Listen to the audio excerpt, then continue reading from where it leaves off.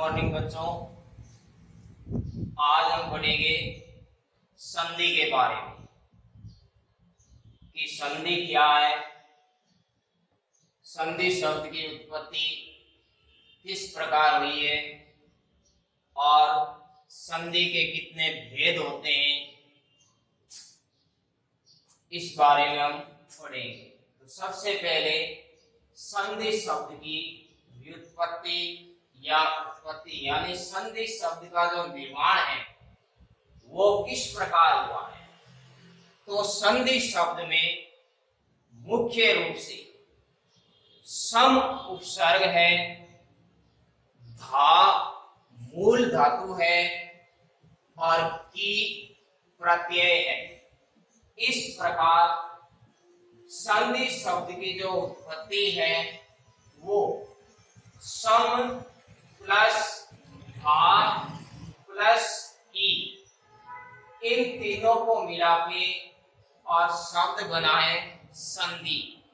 यानी संधि शब्द में जो उपसर्ग है वो तो है सम और जो मूल धातु है वो है धा और प्रत्यय जो है वो है की। इस प्रकार संधि शब्द की उत्पत्ति जो है वो सम प्लस धा प्लस की बराबर संधि।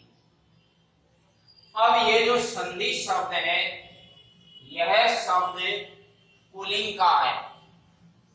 प्रश्न पूछ ले कि संधि शब्द है पुल्लिंग, स्त्रीलिंग, नपुंसकलिंग या कोई नहीं, तो संधि शब्द जो है वो है पुल्लिंग का। और संधि का शाब्दिक अर्थ है यानी मेल अथवा जोड़। संधि दो वर्णों का मेल है, न कि दो शब्दों का। संधि हमेशा दो वर्णों के मध्य होती है, दो अक्षरों के मध्य होती है। तो संधि का शाब्दिक अर्थ जो है वो है मेल या जोड़ या संहिता। अब संधि शब्द की परिभाषा। पारिभाषिक तौर पर संधि किसे कहते हैं? तो वर्ण संधानम संधि कथ्यते। वर्ण संधानम संधि कथ्यते यानी वर्णों के मेल को, संधानम का अर्थ है मेल को या जुड़ने को, वर्णों के मेल को संधि कहते हैं। अर्थात द्वयो वर्णयो परस्परम यत् संधानम मेलनम वा भवति तत् संधिः इति कथ्यते। यानी दो वर्णों का, द्वयो वर्णयो यानी दो वर्णों का, परस्परम यानी आपस में, यत् का अर्थ है जो, संधानम मेलनम वा यानी जोड़ या मिलन, भौतिक अर्थ है होता है। यानी दो वर्णों का परस्पर आपस में जो मेल होता है उसे संधि कहा जाता है। अब संधि सूत्र या पाणिनि के अनुसार संधि शब्द की परिभाषा। पर है सन्निकर्ष है संहिता। पर है सन्निकर्ष है संहिता अर्थात वर्णों की अत्यंत निकटता को ही संधि कहा जाता है। पर है सन्निकर्ष है संहिता अर्थात वर्णानाम अत्यंत निकटता संधि कथ्यते। वर्णों की अत्यंत निकटता को ही संधि कहते हैं। सामान्य शब्दों में संधि की परिभाषा या संधि का शाब्दिक अर्थ कि दो वर्णों या अक्षरों के परस्पर यानी आपस में मेल को अर्थात मिलने को ही संधि या संहिता कहा जाता है। तो तो संधि किसे कहते हैं? तो दो वर्णों या अक्षरों के परस्पर मेल को या मिलने को ही संधि कहते हैं। संधि सूत्र क्या है? तो संधि का सूत्र है पर है सन्निकर्ष है संहिता। संधि का सूत्र है पर है सन्निकर्ष है संहिता, अर्थात वर्णों की अत्यंत निकटता ही संहिता यानी संधि कहलाती है। संधि की जगह दूसरा शब्द जो उपयोग में लिया जाता है वो है संहिता। संधि और संहिता दोनों का अर्थ एक ही है। यहाँ कुछ उदाहरण के माध्यम से थोड़ा बता देता हूं। जैसे शब्द दिया हुआ है राम प्लस अवतार है, तो इससे जो नया शब्द बना वो शब्द बन गया रामावतार है। तो यहाँ अपने जो संधि है वो राम का जो मैं है यहाँ, और पिछले शब्द का जो प्रथम अक्षर ए, मैं के साथ यहाँ ए जुड़ा हुआ है और यहाँ पीछे ए और आ गया। तो जब ये दोनों स्वर आपस में मिलेंगे तो ये ए और ए दोनों आ में परिवर्तित हो जाएंगे। और जैसे यहाँ मैं से स्वर निकाल देंगे यानी ए की मात्रा निकाल देंगे तो मैं आधा रह जाएगा, हलंत हो जाएगा। तो स्वर निकलते ही ये मैं जो है आधा हो गया।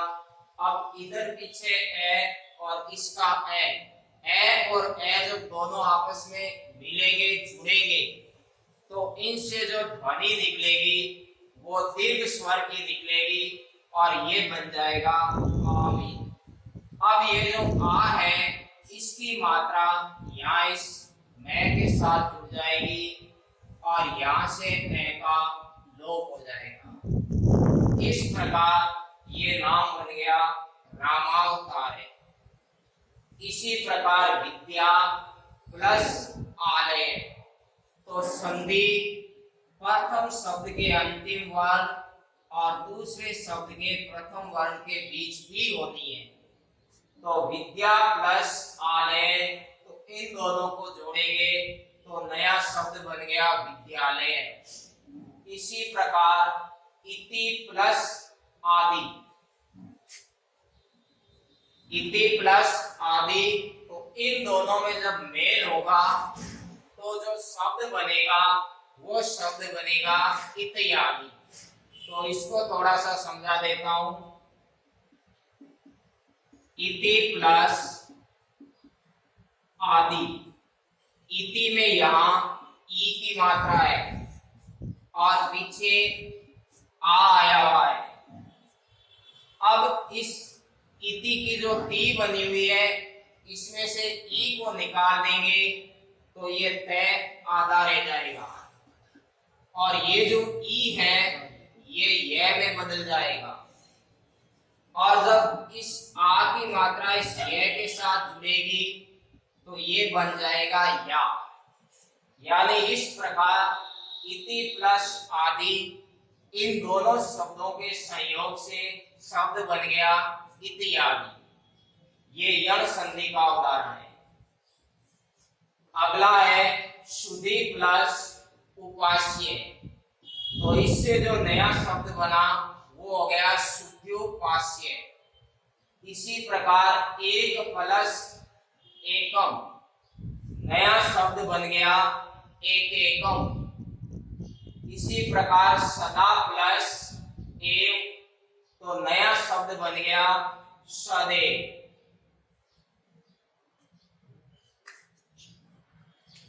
अब संधि के भेद, इस संधि के कितने भेद होते हैं या संधि कितने प्रकार की होती है? तो संधि के मुख्य रूप से 3 भेद होते हैं या 3 प्रकार की होती है। नंबर 1 स्वर संधि या अच संधि। 2 नंबर पे व्यंजन संधि यानी हल संधि, और तीसरा भेद है विसर्ग संधि। इस प्रकार संधि के मुख्य रूप से 3 भेद होते हैं: स्वर संधि यानी अच संधि, विसर्ग हल संधि यानी व्यंजन संधि, और विसर्ग संधि। इस प्रकार ये संधि के 3 भेद हैं। तो अब हम स्वर संधि के बारे में या एच संधि के बारे में आज पढ़ेंगे कि स्वर संधि किसे कहते हैं और स्वर संधि के या एच संधि के कितने भेद होते हैं। तो यदा द्वयो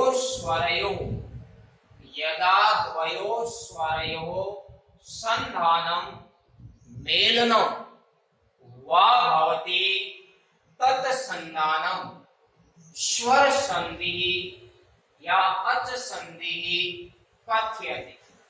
यानी जब 2 स्वरों का आपस में मेल होता है या योग होता है तो वह मेल या योग स्वर संधि कहा जाता है।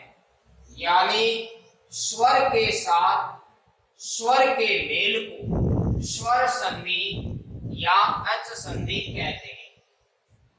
स्वर संधि के 8 भेद होते हैं या 8 विधाएं होती है।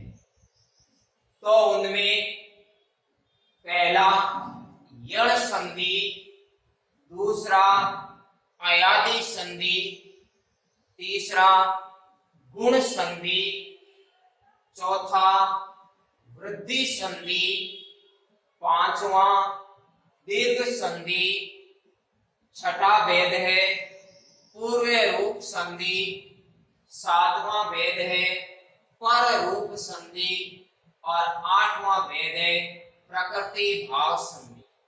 इस प्रकार स्वर संधि के 8 भेद होते हैं। अब हम स्वर संधि के प्रथम भेद यानी यण संधि के बारे में पढ़ेंगे। अब स्वर संधि में पहला भेद यण संधि का। तो यण संधि का जो सूत्र है वो सूत्र है इको यणसी, यानी इक प्लस यण प्लस अर्थ, इक यण अर्थ, यानी इके स्थाने यण स्यात् अचि परे संहितायाम विषय। यानी इक के स्थान पर यण हो जाएगा जब, और परे यानी बाद में अचि यानी असमान स्वर, इक के स्थान पर यण हो जाएगा जब इक वर्ण के बाद कोई असमान स्वर आएगा, अर्थात इक वर्ण। अब इक वर्ण में क्या क्या है? तो छोटी ई या बड़ी ई, छोटा ऊ या बड़ा ऊ, री और ड्रे। इन वर्णों के परे यानी इन वर्णों के बाद में कोई भी असमान स्वर यानी अच आए तो उनके स्थान पर क्रमशः य, व, र और ल का आदेश होता है, या व, य, व, र और ल हो जाता है। जैसे यहां मैंने एक टेबल बनाई है। प्रथम शब्द के अंतिम वर्ण में ई या बड़ी ई हो और दूसरे शब्द के प्रथम वर्ण में कोई भी असमान स्वर हो तो ऐसी परिस्थिति में वो य में बदल जाएगा। इसी प्रकार छोटे ऊ या बड़ा ऊ प्रथम शब्द के अंतिम वर्ण में छोटा ऊ या बड़ा ऊ हो और दूसरे शब्द के प्रथम वर्ण में कोई भी असमान स्वर हो तो वो व में बदल जाएगा। इसी प्रकार री प्रथम शब्द के अंतिम वर्ण में री की मात्रा हो और पीछे कोई असमान स्वर हो तो वो रे में बदल जाएगा।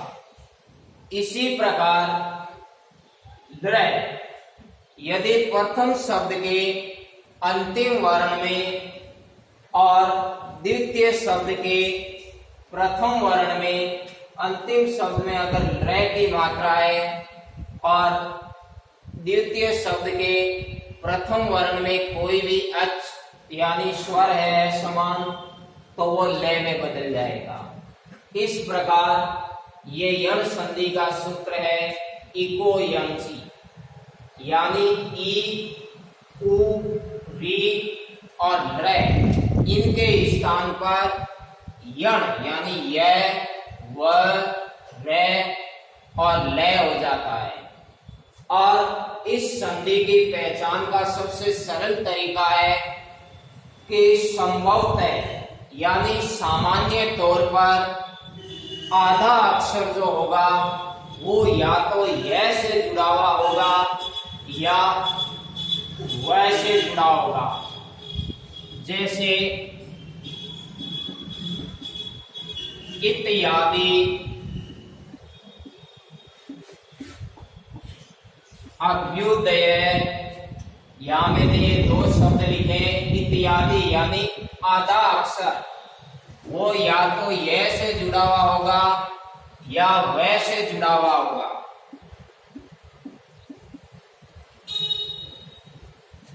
तो यहां देखिए ये तय आधा है और तय के बाद यहां यह जुड़ा हुआ है तो इस संधि की सीधी सी पहचान हो गई कि आधा अक्षर जो है वो या तो यह से जुड़ा हुआ होगा या व से जुड़ा हुआ होगा। इसी प्रकार लिखा हुआ है मध्यवरी, तो यहां पर ध आधा है और व पूरा है। तो इस प्रकार ये यण संधि की पहचान है कि आधा अक्षर जो होगा वो या तो य से जुड़ा हुआ होगा या फिर व से जुड़ा हुआ होगा। अब बारी आती है इसके नियम कि ये चारों किस प्रकार परिवर्तित होते हैं, किस प्रकार ये यण में बदलते हैं।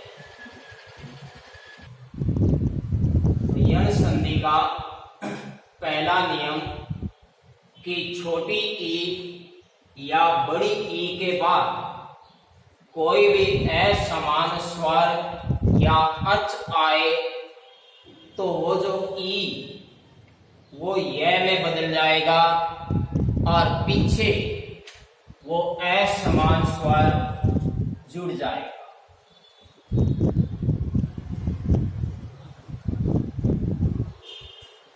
जैसे कुछ उदाहरण मैंने यहां लिखे हैं, इति प्लस अत, तो इति यानी ती में ई की मात्रा है और पीछे असमान स्वर यानी ए आया हुआ है, तो ई और ए जब इन दोनों में मेल होगा तो ये जो ई है वो य में बदल जाएगा और इस प्रकार इससे बनने वाला नया शब्द हो जाएगा इत्यत, यानी पहचान कि आधा अक्षर य या व से जुड़ा हुआ होगा। तो इति प्लस अत्र, इससे नया शब्द बन गया संधि युक्त इत्यत्र। इसी प्रकार लिखा हुआ है यदि प्लस अपि, तो यदि में द में ई की मात्रा जुड़ी हुई है और पीछे ए और आ गया तो ई और ए इन दोनों में जब मेल होगा, संधि होगी, तो ये ई य में बदल जाएगा और ए इसके साथ जुड़ जाएगा और इस प्रकार नया शब्द बन गया यद्यपि। इसी प्रकार शुद्धि प्लस उपास्य है, तो शुद्धि में यानी ध के अंदर ध के साथ बड़ी ई की मात्रा जुड़ी हुई है और पीछे उ आ गया, तो ये बड़ी ई ये में बदल जाएगी संधि करते समय और इस उ की मात्रा जो है वो ये के नीचे जुड़ जाएगी और नया शब्द बन गया शुद्धोपास्य है। इसी प्रकार नारी प्लस अत्र, तो रे के साथ बड़ी ई की मात्रा जुड़ी हुई है, तो इसकी ई की मात्रा और इसका ए, ये जो ई है वो ये में बदल जाएगा और ए ये के साथ जुड़ जाएगा और इस प्रकार नया शब्द हो गया नार्य। इस प्रकार ये यण संधि में पहला नियम। अब नियम नंबर 2। नियम नंबर 2, छोटा ऊ या बड़ा ऊ के बाद कोई भी असमान स्वर या एच आए तो वो व में बदल जाएगा और पीछे असमान स्वर साथ में जुड़ जाएगा।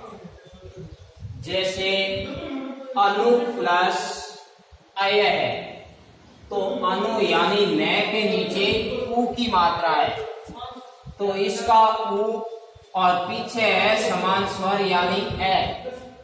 उ और ए जब इन दोनों में आपस में संधि होगी दोनों वर्णों में, तो ये जो उ है ये व में बदल जाएगा और ए इसके साथ जुड़ जाएगा। इस प्रकार इससे जो नया शब्द बनेगा वो हो गया अनुअय है। इसी प्रकार मधु प्लस अरि, तो मधु में धू का उ और पीछे ए, इन दोनों वर्णों में जब योग होगा संधि होगी तो ये उ व में बदल जाएगा और ए इसके साथ जुड़ के नया शब्द बन जाएगा मध्वरी। इसी प्रकार वधु प्लस आगमय, वधु यानी धू में बड़े ऊ की मात्रा, तो बड़ा ऊ प्लस आ, ये इन दोनों वर्णों में इन दोनों स्वरों में जब मेल होगा तो ये बड़ा ऊ जो है वो व में परिवर्तित हो जाएगा और आ की मात्रा इसके साथ जुड़ जाएगी और नया शब्द बन गया वध्वागमय। इसी प्रकार वधु प्लस अलंकार है, तो वधु का उ प्लस ए, इन दोनों में जब संधि होगी तो ये उ व में परिवर्तित हो जाएगा और नया शब्द बन जाएगा वध्वलंकार।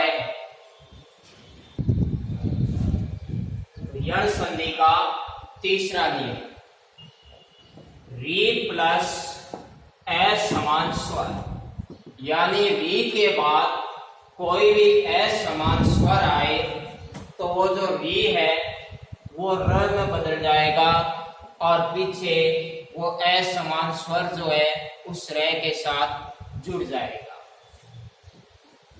कुछ उदाहरण, मात्र प्लस आदेश है, तो मात्र में त्रय का री और पीछे आ की मात्रा, तो त्रय का ये जो री है ये यण संधि के नियम के अनुसार रे में बदल जाएगा और इस आ की मात्रा जो है वो इस रे के साथ जुड़ जाएगी और नया शब्द बन गया मात्रा देश है।